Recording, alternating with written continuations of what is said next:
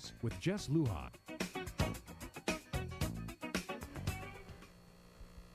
Hey, we're back. We're talking about the Marianas Trench exploration. We have, of course, Carlie Wiener here from the Schmidt Ocean Institute, and she's the communications manager. And we're here talking, of course, about this next expedition that's happening here in November and all the way up to December, right?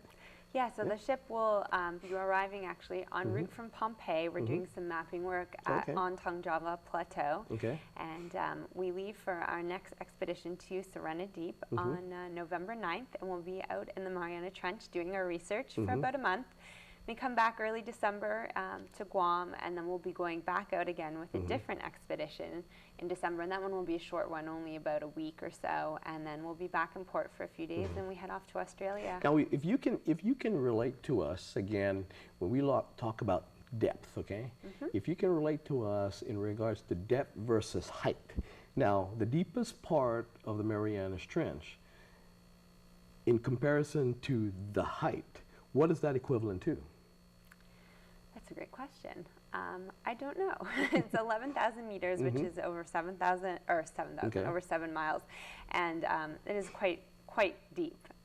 The deepest part of the ocean, and it's so deep that we can get to core areas that you can't get anywhere else, and that is why scientists are so interested in looking at this area. It can offer so much information, not only about planet Earth, but the way that the organisms work down there in such a low oxygen, high pressure environment might also give us clues as to how life exists on other planets elsewhere. So there's a space connection in terms of depth and height.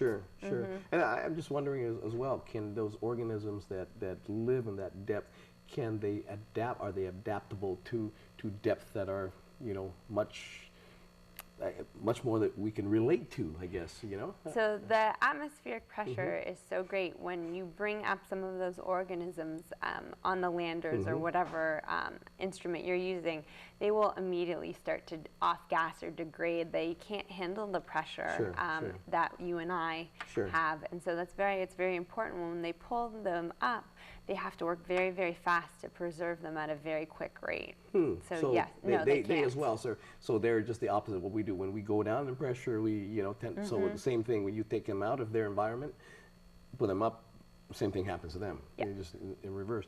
Tell us about the crew that's going to be manning the ship. You got all these scientists that are going to be on, and we're going to work together to try to get them on the show here. That sounds great, yeah. So, yeah, tell us about the crew. So we have the chief scientist, or the PI, who wrote the grant or submitted the grant to Schmidt Ocean Institute for this research expedition, and that's Dr. Jeff Drazen and Dr.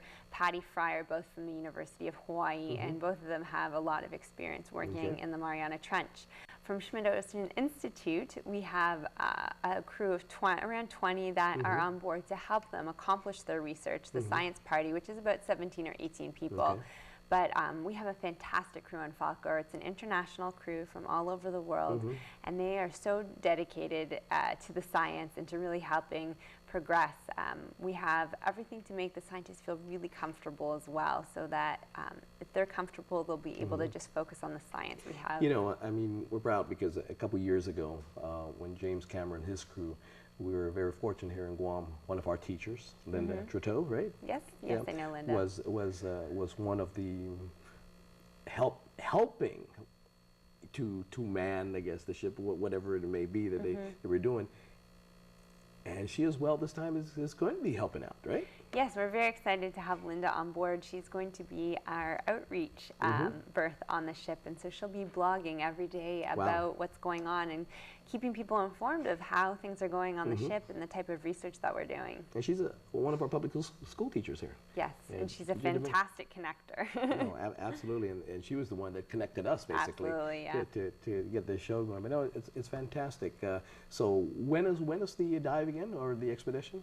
So the expedition leaves Guam on November 9th, and we'll return 31 days later. 31 days later, okay. And like I said, we're going to try to have a couple of the scientists that are going to be working down there and seeing what's down there, and hopefully they'll make some time to be here in that time frame. Absolutely. Okay, we're going to take a break, and then we'll be right back. Okay. Be right back.